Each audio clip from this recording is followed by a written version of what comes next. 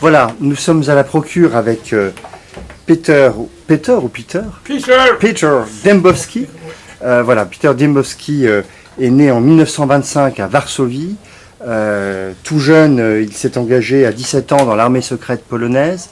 Il a fait partie de la résistance face au nazisme et a participé, après avoir été arrêté et puis relâché, a participé à l'insurrection de Varsovie en 1944.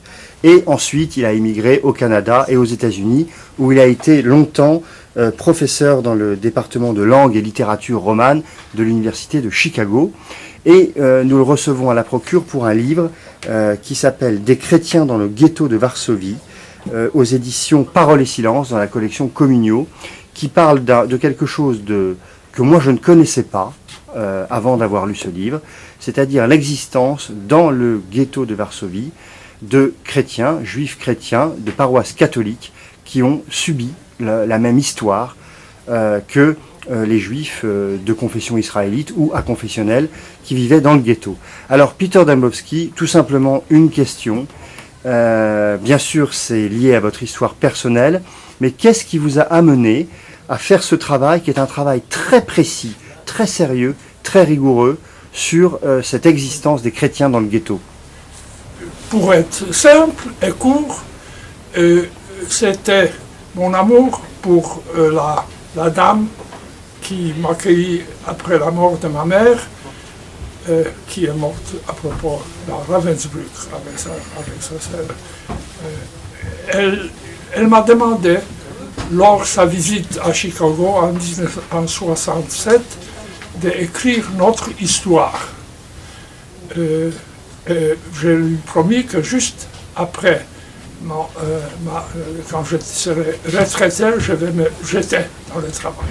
C'est à cause de ça que je suis obligé, contre tous les principes d'un écrivain académique, de parler de moi-même au commencement du livre. J'ai beaucoup appris sur ces chrétiens parce qu'il avait beaucoup d'amis dans leur famille avant la guerre. Et pendant la guerre, il y avait beaucoup d'amis qui venaient passer une nuit chez nous, une nuit parce qu'il était en clandestinité. Et là, j'étais très impressionné par eux. Notre famille, ma mère, était née catholique, mais elle a été littéralement reconvertie par la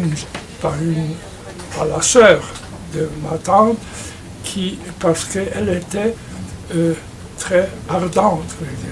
Il arrive assez souvent que les convertis sont meilleurs que les vieux, vous savez, mais c'est elle qui était aussi avec une grande influence de la méditation.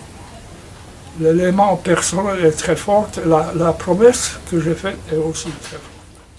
Voilà. Et deuxième petite question, je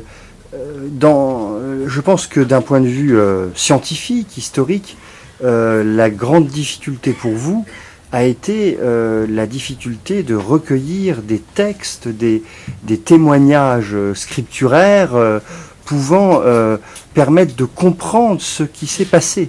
Moi, je suis, comme vous avez dit déjà, je suis académique professionnel, médiéviste, alors il faut lire les textes, interpréter les textes.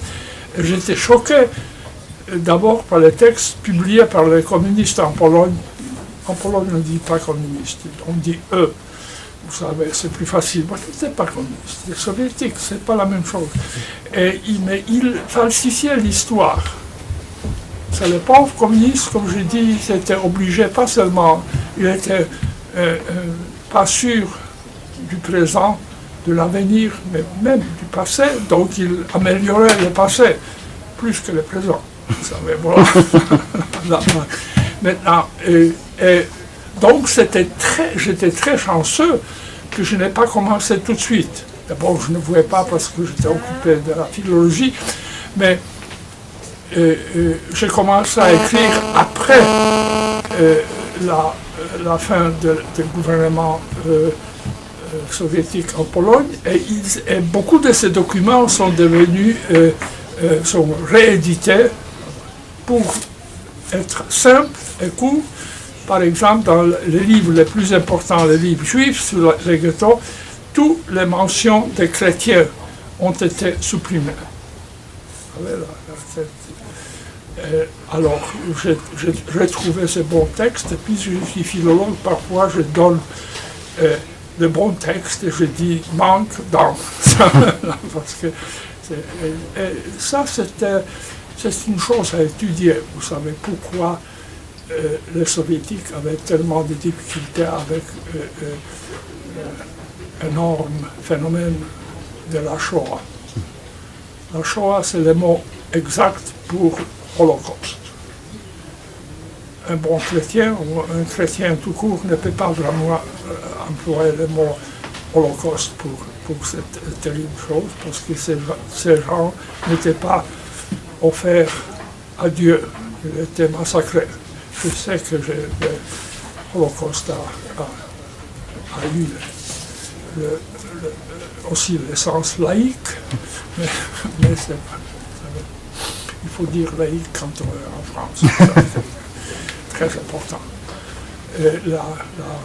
Mais c'est vraiment mes expériences personnelles, la mémoire des faits, la mémoire des affections que j'avais pour beaucoup de ces gens-là. J'allais avec ma tante pendant la guerre qui ne s'est jamais déclarée, ma tante visitait une maison vis-à-vis le ghetto, on ouvrait la porte et vis-à-vis le mur, il y avait des gens avec lesquels on pouvait parler. Vous savez, ces conversations absolument incroyables à décrire.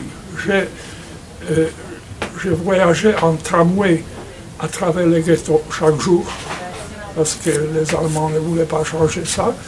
Et il y avait un agent de police qui gardait nous, et j'ai vu des choses absolument terribles de l'autre côté du mur. Vous savez, des enfants qui mouraient de faim sur les trottoirs. Et mon cauchemar pendant des années était que je voyage en tramway, quelqu'un me pousse, et maintenant je suis l'un d'eux. Vous savez, je suis attrapé dans ça. Donc c'est ça, ce sont les véritables raisons. Je voulais écrire ces choses, j'ai publié en 2005 en anglais, et j'ai, depuis ce temps-là, pas de cauchemars de ce type. Voilà. Très bien. Merci beaucoup, Merci, Peter Dembowski. Merci.